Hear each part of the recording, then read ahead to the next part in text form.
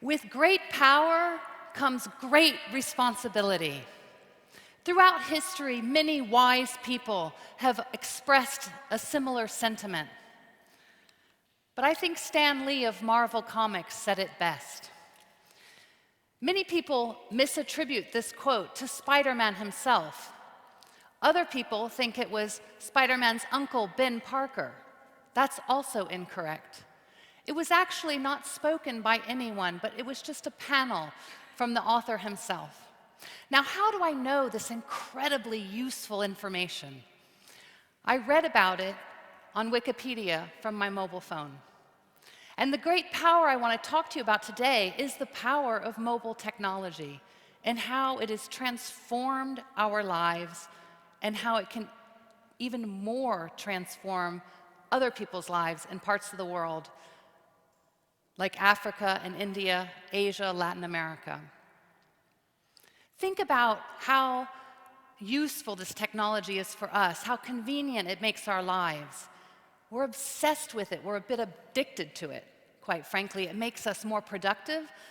At the same time, it makes us less productive. It can be so incredibly useful, and it can be such a time waste. But this very same technology that is a mere convenience for us can be used to make the world a better place. And it's our responsibility to harness the power of this technology to address some of the world's biggest problems. Let's talk briefly about the problem of illiteracy. There are 774 million people on this planet who cannot read or write. 2/3 of them are women.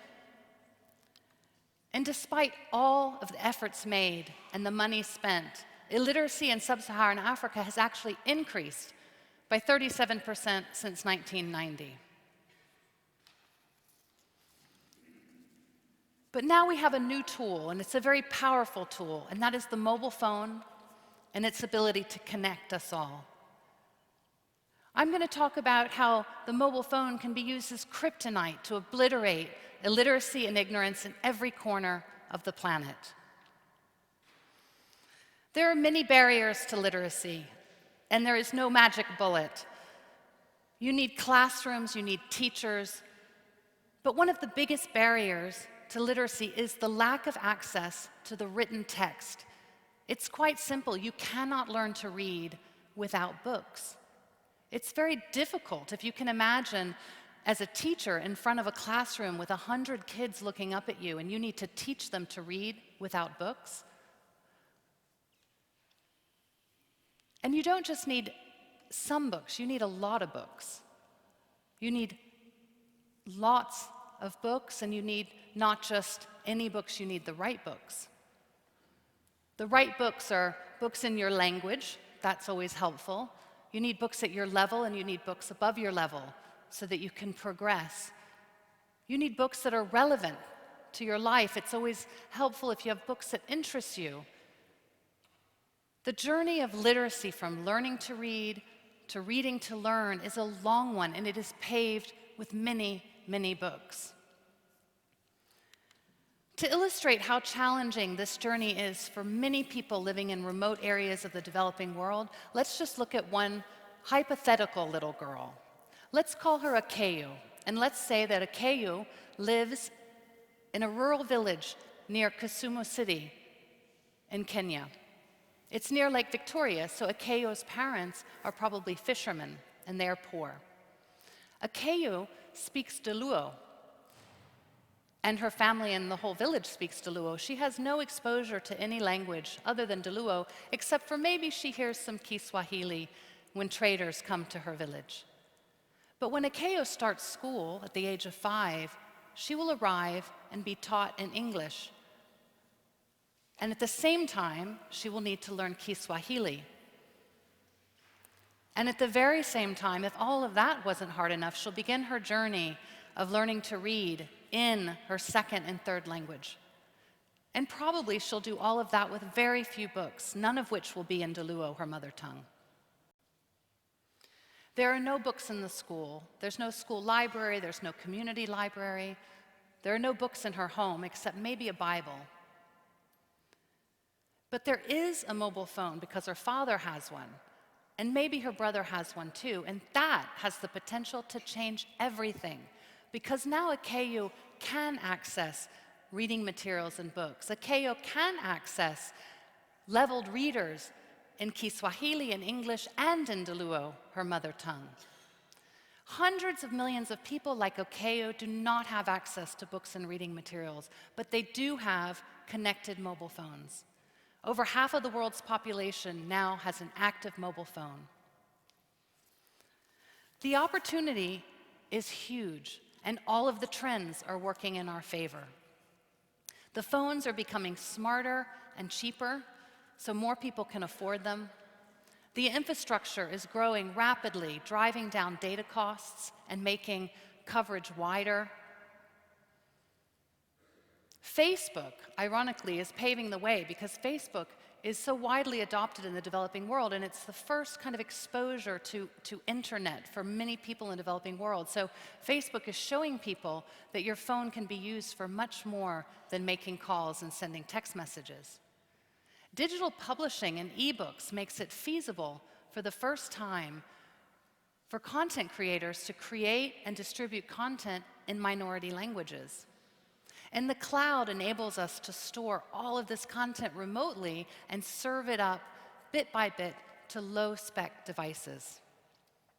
Think of it like this: wherever you can get or receive a WhatsApp message, you can get and read a book. And people want education. People in the developing world see education as their only hope for a better future. They're already using their mobile devices for educational purposes. Research shows that people in the developing world are twice as likely to use their phone for educational purposes as people in the developed world. So while we're wasting our time with Candy Crush Saga, people in Africa and India are reading and learning. I'll tell you a bit about what we do at World Reader. World Reader is an NGO that was started right here in Barcelona about 5 years ago. Our mission is to provide access to books and reading materials to remote places that don't have access, and we do that using technology. We have accumulated a vast library of over 25,000 digital books. They're not just any books that have been hoovered off the internet. We curate our library by partnering with publishers and authors from all over the world.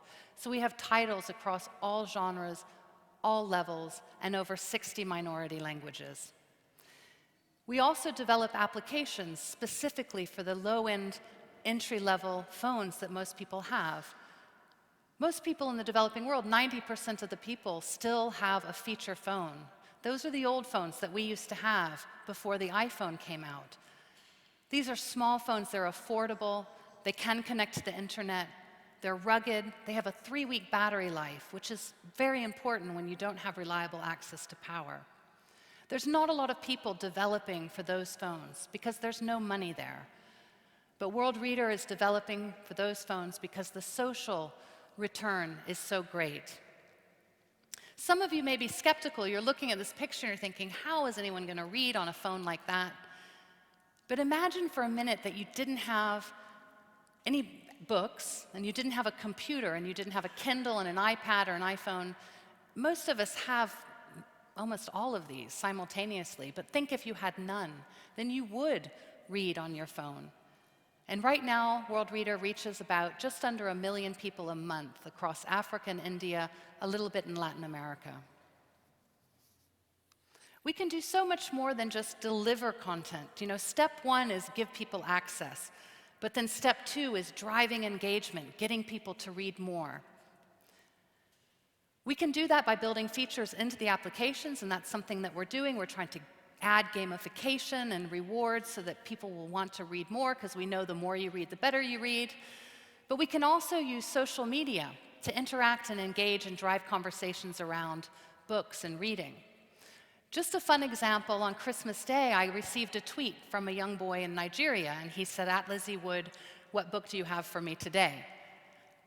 And so I recommended that he try The Girl with the Magic Hands by Nigerian author Nnedi Okorafor. He then wrote me and said, "What are the lessons of this book?" And like a good librarian, I said, Mohammed, you read the book and tell me the lessons. And then something kind of cool happened. The author chimed in to the chat, and she starts having a dialogue with Mohammed about her books. So here you have a prize-winning Nigerian author living in America, chatting with a teenage boy in Nigeria about her books. So that was kind of cool. And lo and behold, shortly after, Mohammed tweets that he is indeed reading the book. So this is just a small example, but I urge you to think about what is possible in terms of peer-to-peer learning and remote tutoring using social media platforms like Facebook and Twitter. All of you in this room are passionate about education. So I'd like you to think about this technology and how it could be used to advance learning and literacy. And not just in India and Africa where we work, but everywhere. We'd love to replicate our work in Latin America, and we're actively searching for partners to help us do that. If you want to get involved, or if you have any ideas or questions, we're just down the road at Balmes 30. I welcome you all, anyone who's interested, to contact us. I believe that literacy and education are superpowers, and we are all lucky enough to have them. And now, with this new technology, we have a chance to give that opportunity to everyone in the world. Thank you.